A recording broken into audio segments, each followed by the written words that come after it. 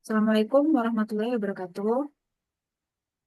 Kami dari kelas 24E, saya Nabila Humira Santi, NIM 053, Saya Rebrana Kapita Ginting dengan NIM 039.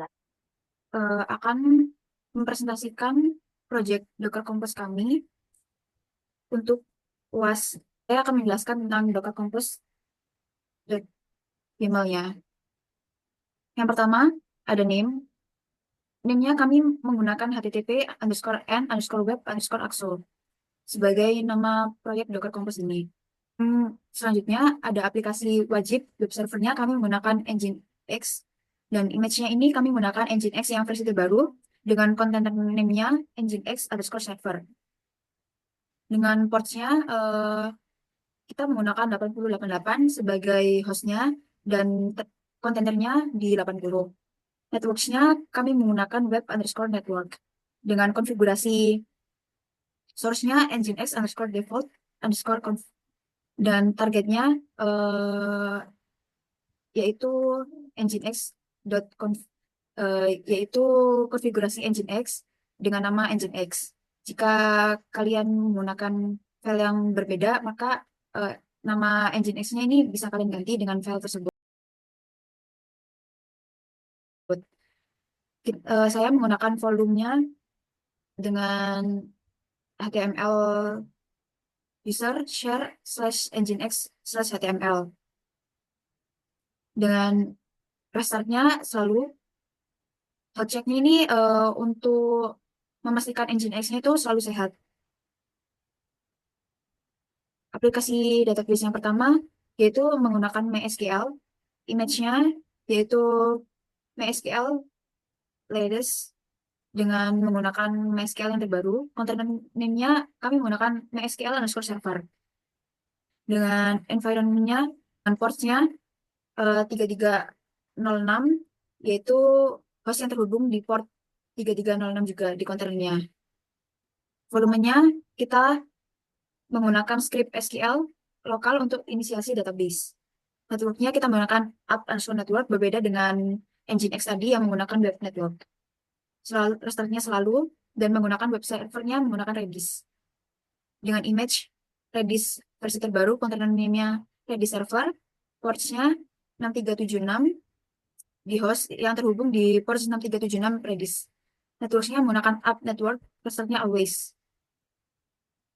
Dan aplikasi database kedua, kami menggunakan MariaDB. Image-nya MariaDB yang versi terbaru, container name-nya MariaDB_server, environment-nya, password-nya mdbpass, dengan ports-nya 3307 sebagai ports di host dan merujuk ke ports 3306. Volumenya menggunakan entry point sebagai inisialisasi database-nya, networks-nya menggunakan app network, dasarnya selalu. Dengan web server-nya phpMyAdmin, dengan image phpMyAdmin-nya menggunakan versi terbaru, container name-nya yaitu phpMyAdmin-nya server, environment-nya Baik, di sini saya akan menjelaskan tentang HTML. Jadi untuk memulai satu HTML, kita akan memakai dari tulisan type HTML hingga HTML language and atau English.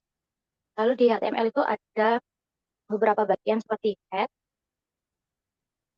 body, dan HTML untuk penutupnya. Lalu untuk di head ini, head yang paling atas ini adalah untuk teks pembukanya. Di dalam head itu terdapat beberapa kode penting yaitu dari meta charset hingga di bagian meta HTTP equif. Equif. Lalu di bawahnya ada title, ini di mana saat kita akan mengklik HTML-nya akan di bagian judul atas webnya akan ada tulisan tugas Docker Compose. Lalu kami juga ada menggunakan style agar HTML-nya memiliki ada untuk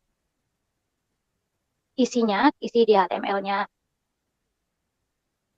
Oke, untuk yang satu ini tuh merupakan header atau kayak untuk menulis judul di dalam body HTML-nya. Kalau tadi kan di HTML-nya jadi kayak di bagian atas itu webnya. Sedangkan kalau untuk body ini untuk isi di HTML-nya. Nah, untuk header pertamanya kita menuliskan tugas Docker Compose dengan dikasih highlight biar terdapat sebuah perbedaan. Untuk H4-nya juga. Jadi H1 dan H4 ini yang membedakan adalah ukuran dari header-nya itu. Lalu untuk yang class ini itu merupakan kode untuk apa namanya paragraf untuk memulai paragraf dan bagian slash p ya ini merupakan penutup paragraf. Jadi untuk membedakan eh, paragrafnya biar paragrafnya itu untuk paragraf awalnya memakai dari docker bla bla bla bla. Nanti kalau misalnya ada tambahan lagi bisa memakai tambahan p dan slash p. Lalu tadi kan kita juga sudah membuat sebuah button. Nah, button itu dimasukin di dalam body ini agar buttonnya muncul di isian HTML-nya. Lalu di buttonnya ini tuh nanti kalau misalnya diklik oleh di sini saya akan menjelaskan SQL yaitu data SQL. Di sini ada fungsi if object underscore ID.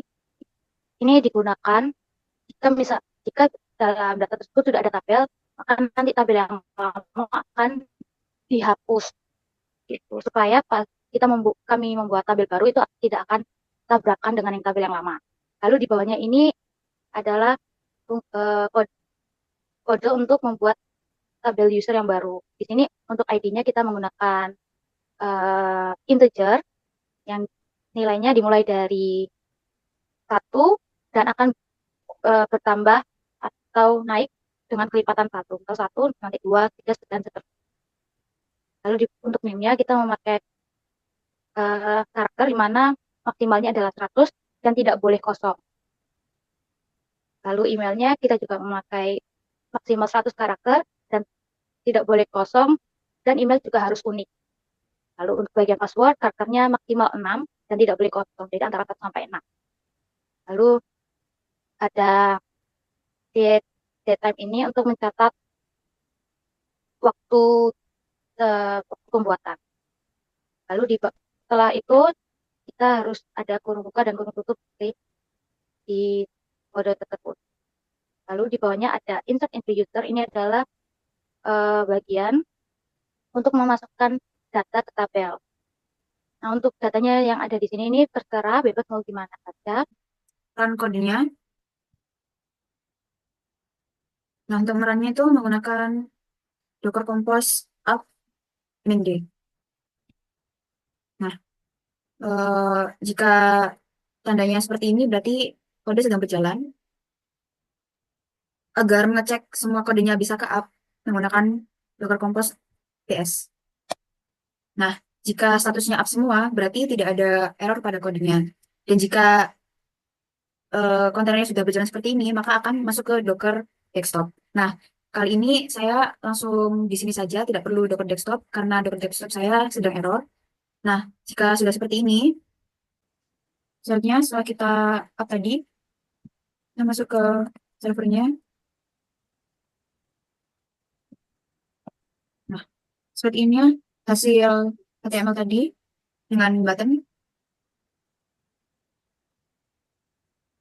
Selanjutnya ada server kedua, yaitu MariaDB.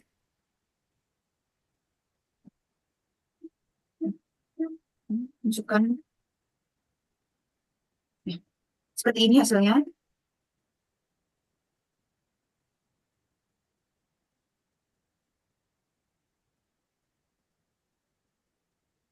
Oke, jadi inilah hasil dari tugas Docker Compose kelompok kami.